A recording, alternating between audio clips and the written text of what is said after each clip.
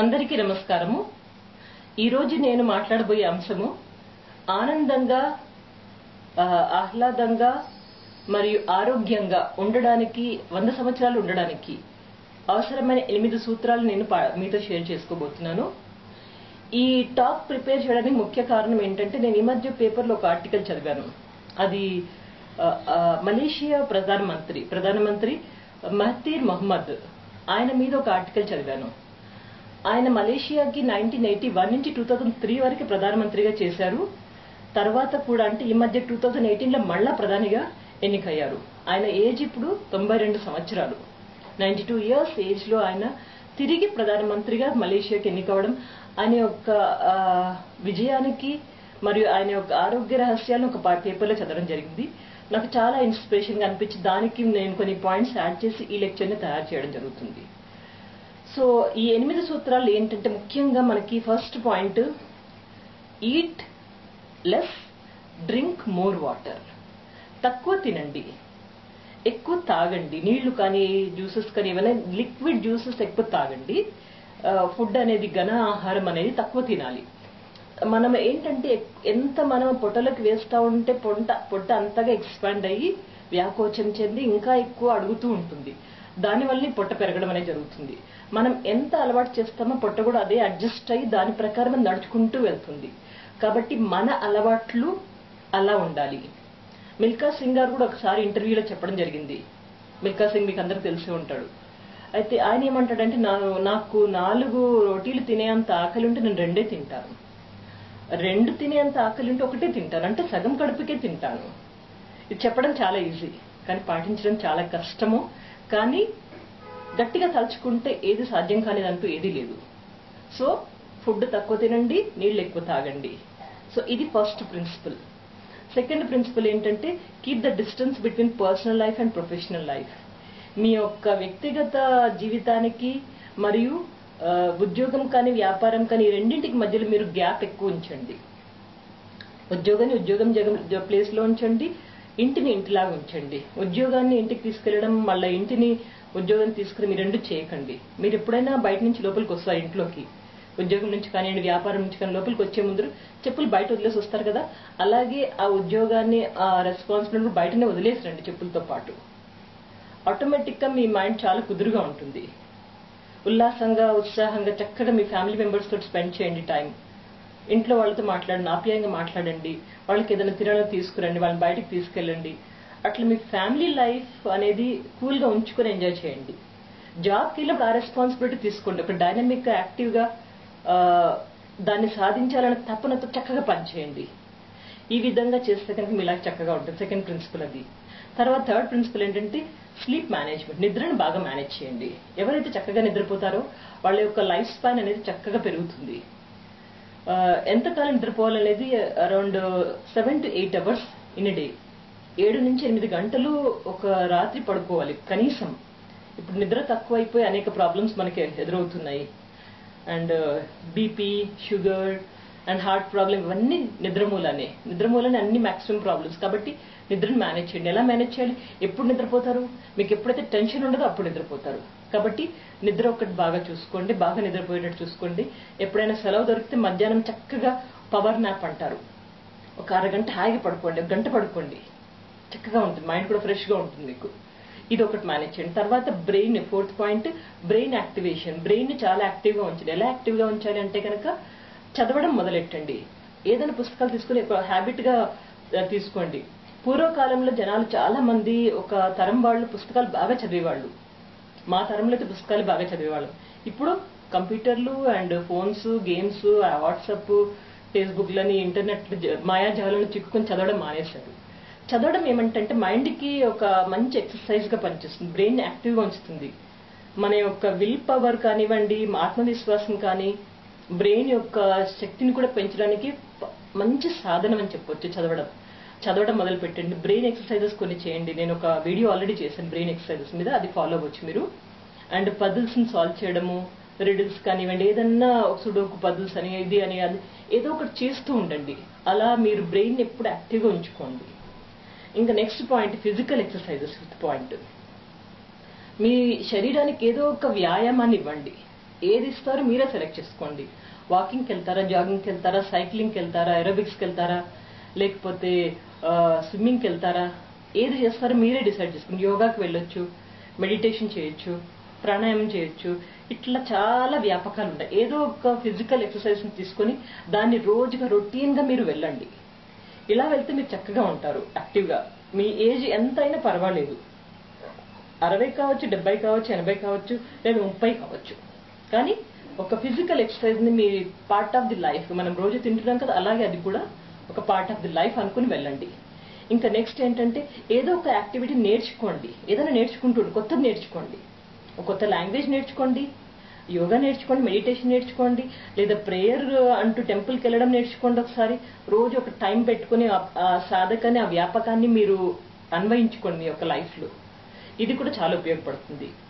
ఇంకా ఇదే కాకుండా ఫర్గిట్ అండ్ ఫర్గివ్ పాలసీ నెక్స్ట్ది ఫర్గిట్ అండ్ ఫర్గివ్ పాలసీ అంటే క్షమించి వేయండి అండ్ ఎవరైనా ఏదైనా అంటే కనుక మర్చిపోవడం లేదా క్షమించి వేయడం. ఈ రెండు బాగా లైఫ్లో గుర్తుపెట్టుకోండి. ఏది శాశ్వతం కాదు. చాలా మంది చాలా అంటూ ఉంటారు, హర్ట్ చేస్తూ ఉంటారు, ఇంకేదో చేస్తూ ఉంటారు మన వెనకాల. ఇవన్నీ మన మనసులో పెట్టుకుంటే కష్టం మనకే, బాధ మనకే, ఆరోగ్యం కూడా మనదే దెబ్బతింటుంది, వాళ్ళకేమీ కాదు. కాబట్టి ఎవరేమన్నా వెంటనే బుద్ధుడి పాలసీ లాగా మర్చిపోండి. ఎవరైనా వచ్చి సారీ తప్పైంది అంటే వెంటనే క్షమించేయండి. ఇంకా మళ్ళీ మైండ్లో పెట్టుకోకండి. ఏది శాశ్వతం కాదు. కాబట్టి మైండ్ నుంచి వెంటనే ఇమ్మీడియట్ గా తీసి పడేసేయండి దాన్ని. ఫర్గెట్ అండ్ ఫర్గివ్ పాలసీ ఇది ఒకటి. తర్వాత ఇంకేం చేయొచ్చు అంటే మీరు లాస్ట్ పాయింట్ గుర్తుపెట్టుకోండి, స్ట్రెస్ ని మేనేజ్ చేయాలి. ఒత్తిడి ముఖ్యంగా మీకు ఒత్తిడిని కలిగించే కారణాలని కనుక్కోండి. ఏ విషయాల వల్ల మీకు ఒత్తిడి ఎక్కువ అవుతుందో ఆ కారణాలు ఒక్కసారి కనుక్కోండి. కొన్ని చిన్న చిన్న టెక్నిక్స్ ఫాలో అవుతుంది, మీ ఒత్తిడి మీ దగ్గరికి రాదు. దాంట్లో చిన్న టిప్స్ మీతో షేర్ చేసుకుంటాను. ఫస్ట్ పాయింట్ ఏంటంటే మ్యూజిక్ థెరపీ. మ్యూజిక్ ఏదైనా ఒక సంగీతాన్ని, అది సినిమా సంగీతం కావచ్చు, శాస్త్రీయ సంగీతం కావచ్చు, మీకు ఇష్టమైన ఏదో జానపద సంగీతం కూడా కావచ్చు. మీకు ఇష్టమైన ఏదో ఒక సంగీతాన్ని, ఏదో ఒక పాటల్ని వినండి, రోజు వినండి. ఒక టైం ప్రకారం వింటూ వీలైతే పాడండి, వీలైతే నేర్చుకోండి లేదా పాడండి.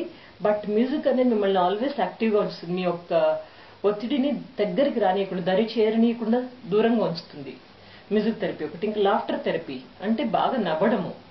నవ్వితే ఏమవుతుందంటే మన ఫేస్ లో ఉన్న కండరాలన్నీ చక్కగా ఓపెన్ అయ్యి మనలో ఒక హార్మోన్ రిలీజ్ అవుతుంది. ఆ హార్మోన్ రిలీజ్ మూలాన మనకు ఒత్తిడి అనేది దగ్గర వచ్చే అవకాశమే లేదు. కాబట్టి నవ్వుతూ ఉండండి. ఇప్పుడు మీరు పార్క్ లోకి ఎక్కడికైనా వెళ్తే చూస్తూ ఉంటారు, యోగా చేసిన తర్వాత అందరూ కలిసి ఏదైనా జోక్స్ చెప్పుకుని గట్టిగా నవ్వుతూ ఉంటారు. అది ఎందుకు అంటే బయట నవ్వడం మానేసాం కాబట్టి పార్క్కి వెళ్ళి మనం స్పెషల్లీ టైం తీసుకుని నవ్వుతున్నాము. ఎనీవే, ఈ నవ్వడం అనేది ఒక మంచి ఒత్తిడిని బర్స్ట్ చేసే సాధనంగా చెప్పవచ్చు, నవ్వడం ఒకటి.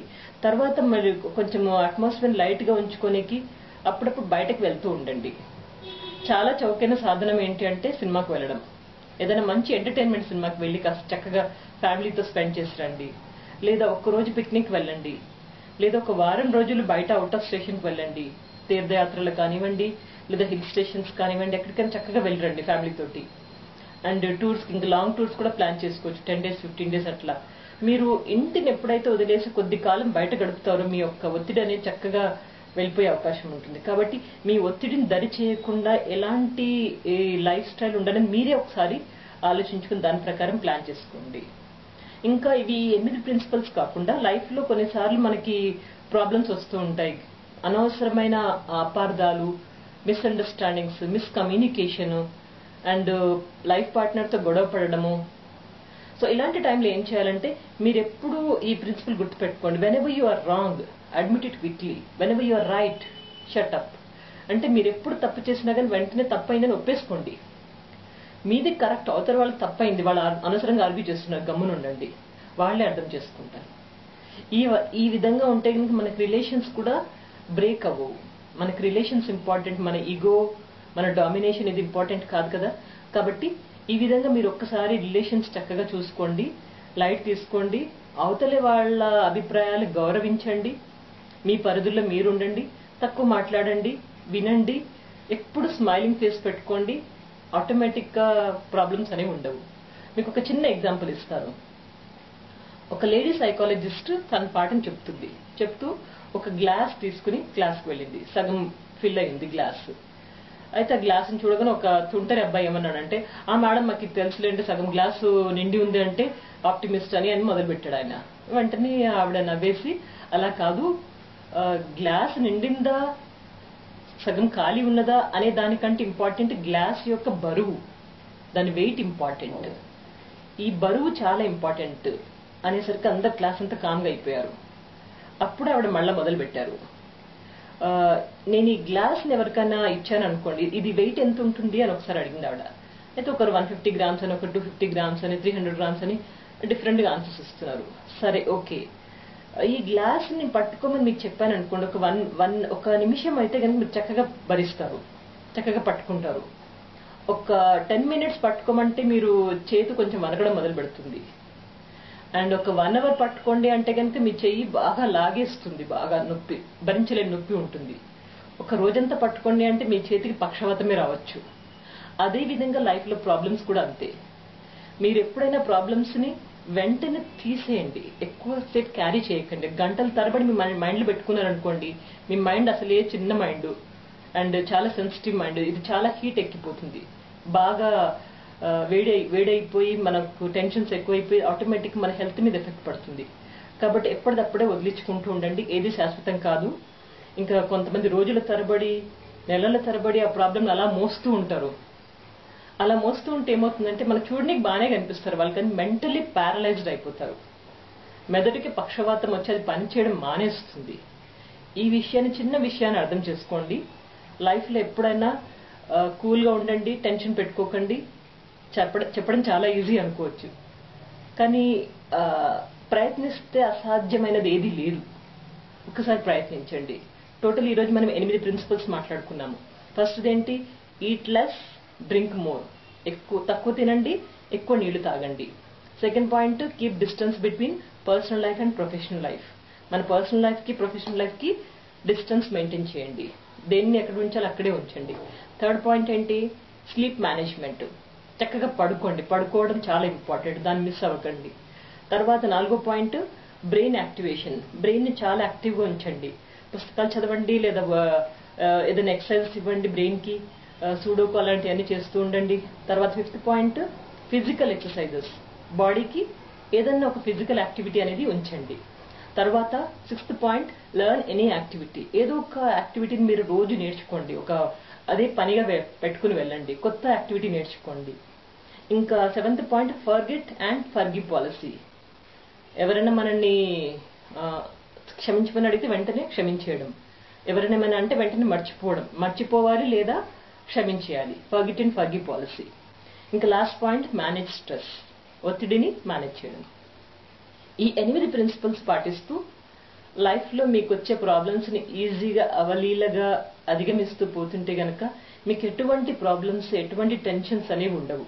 లైఫ్ హ్యాపీగా, సజావుగా, ఎటువంటి వంకరలు లేకుండా, హెల్దీగా, ఆనందంగా జరుగుతుంది. సో కాబట్టి ఈ ప్రిన్సిపల్స్ని పాటించండి. మీ అందరి యొక్క అభిమానానికి కృతజ్ఞతల్ని. ఎటువంటి సందేహాలున్నా కింద కామెంట్ బాక్స్లో మీరు మెన్షన్ చేయొచ్చు. అండ్ ఇంకా నా ఛానల్లో ప్లేలిస్ట్